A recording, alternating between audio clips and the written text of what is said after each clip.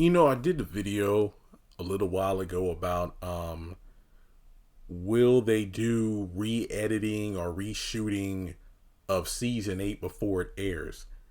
And that video was done a couple of weeks before we got the trailer and release date last week for season 8, because when they said, "Oh, season 8's coming back this fall," people were like, "Oh, this fall? Like, wow, that's quick." Well, I hope they take the things that fans didn't like about season 7 into consideration in order to fix the new season. And I'm like, nah, I mean, if memory serves, they were filming season 8 while season 7 was on hiatus, I believe.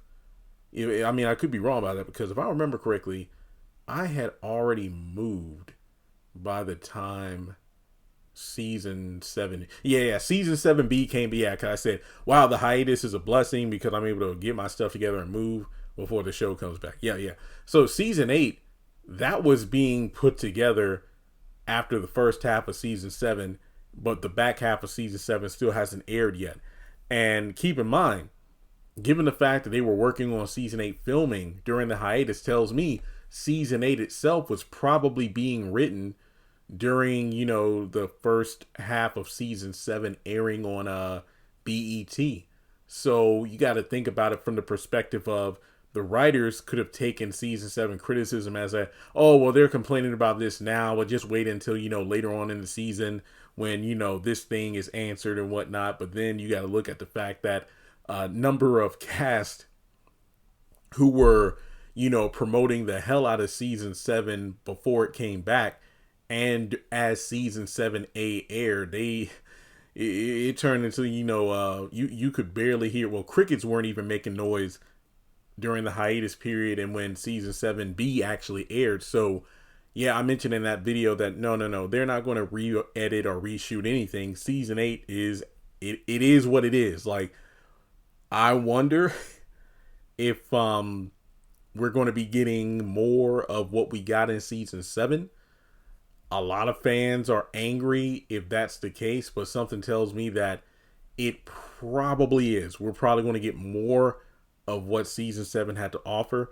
I guess you could say that season 8 might be a bit more structured, because at least during the first half, the big plot point is the whole who stabbed Gary, which a lot of fans aren't crazy about, because it's like, man, they're going to stretch this thing out for, over the course of the season instead of settling it quick.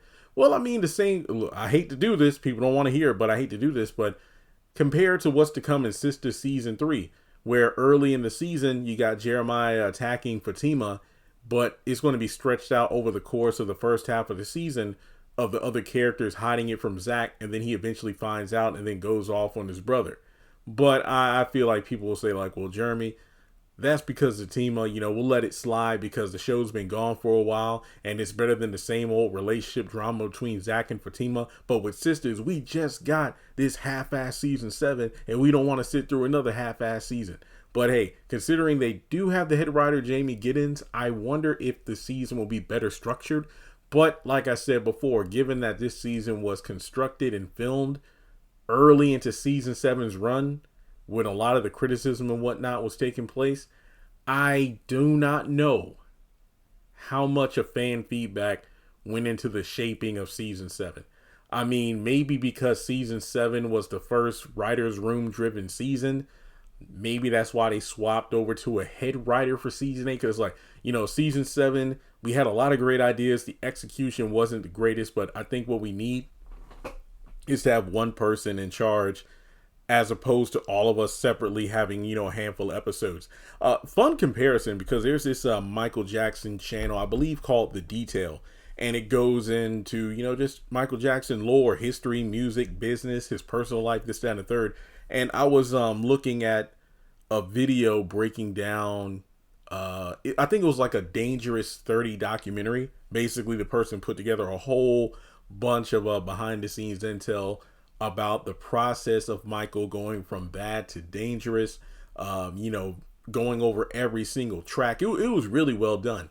And to me, and look, this is a bit of a tangent, but I promise you it makes sense. First things first, Michael Jackson's Dangerous, my favorite album cover of all time. The only rival I can think of is the Ironically enough, the first album that came out after Michael's passing, Michael, because that cover, I just love album covers with a lot going on where it's like every time you look at it, you find something different. But in any case, I'm not the biggest fan of that album. I mean, I know it's like Michael's answer to New Jack Swing, but to me, it just doesn't have enough songs on it that I actually go back to. You know, I mean, if I do go to it, obviously Remember the Time, Black or White, Heal the World, Will You Be There? But mainly because of Michael Jackson, the experience of the game. But more to the point, you know, when it came to the development of this album, this was also the first album Michael did without Quincy Jones because he wanted to do more independent stuff. But the thing was, you know, there was a lot of deadlines that were rushing to be met. Michael would always constantly want to make more and more songs, even when, you know, the record label's like, look, you gotta have something for us concrete by such and such a date, and don't do any sneaky stuff where you go to hotel rooms and whatnot with some of the other, you know, producers and write new songs. We need something now, Michael. And you know, when it came to like the music or short films like Black or White, one day instead of being on set to film with the, you know, the crew and everybody, he was out with Macaulay Culkin at a Toys R Us or something. And it's like he had to be pulled to the side by John Landis or whoever to basically be told, Michael, like, you can't do that. You had everybody here, the people for the video, the people behind the scenes, everybody was here waiting for you and you didn't show up. Don't do that again. Basically, Michael had a bunch of ideas, but at the same time, he lacked structure. Someone to pretty much give him those fine, you know, to be his guiding hand. Like, hey, Mike, you got a lot of great ideas, but let's kind of narrow it down and come up with a, you know, a strategic plan so this album flows better, or, you know, these short films come together better. I feel like the same thing can be said about Sistas Season 7. Well, honestly, I feel like if I wanted to compare Sistas Season 7 to a Michael album, I would probably say the Invincible album because it had way too many producers and songwriters on it, and it didn't feel like a cohesive album. Good songs. Good. I feel like I appreciate the album a lot more as an adult than I did when I was younger when it came out. But I feel like without a person at the forefront to kind of guide the rest of the group, you're going to get a whole bunch of jumbled ideas and things that don't really add up. Lack of consistency from episode to episode to episode, and it shows, especially when the fans, and I'm talking about even the casual fans, not even fans like me who deep dive into every single line of dialogue or background, you know, imagery. Just people like, man, what are you talking about? Karen said she had a lot of customers in the last episode. Now she's talking about how she's going, like, you know, bankrupt and, you know, prepaying, messing up the credit card stuff.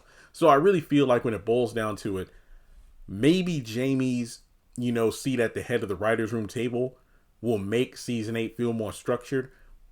But I do think that due to the lack of inclusion of the season 7 criticisms, I honestly think season 8, it might be a tad bit better than season 7, but I don't have a lot of high expectations. Let me put it this way.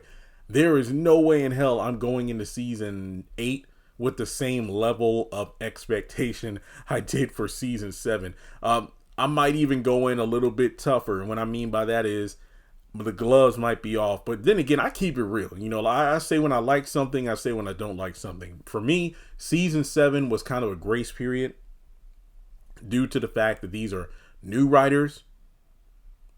This is their first season on an established show. And, you know, hey, some episodes score higher than others. But given that there's been a full season under their belts, I feel like I can go into season 8 and, you know, really not hold back. Because if you remember season 7A, a lot of 10 out of 10s, very high scores. But then the back half of the season kind of fell apart because I praised the first half of the season due to the fact that there are a lot of great things being set up. But the payoffs for said setups just didn't really work out that well. And as a result, we just got a hot mess. So if there is a season 9, I feel like I know that there is. Did they say anything about that? Wait, maybe, I don't know. I feel like somebody said something in an article or I don't know. Okay, let's just say if there is a season 9, I think by then they'll be like, okay, yeah, so we've heard what the people had to say and we really need to shift things around. So hopefully they can pull it together. But I feel like, honestly, and this isn't just coming from, the fact that Zatima is the main bread and butter of the series, but I think the major complaint has been the character. Let me just say, I was about to say characterization, but more like the character assassination of Zach into an extension for Tima, all for the sake of the plot. So hopefully they can pull it together. I mean, they did some good things with season 7, calling back to earlier season lore, bringing back characters we haven't seen or heard of in quite a while. So like I said, I'm going to let them cook, but let me put it this way. I want to be taste testing a lot of season 8. And when it comes to these scores, there might be some lower ones than usual, but that's only because it's like, look, I let y'all have a whole season to get it together.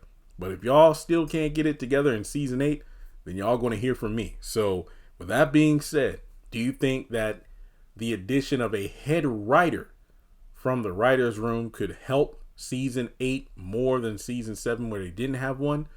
Let's talk about it in the comment section below. Like and subscribe, and I'll catch you in the next video.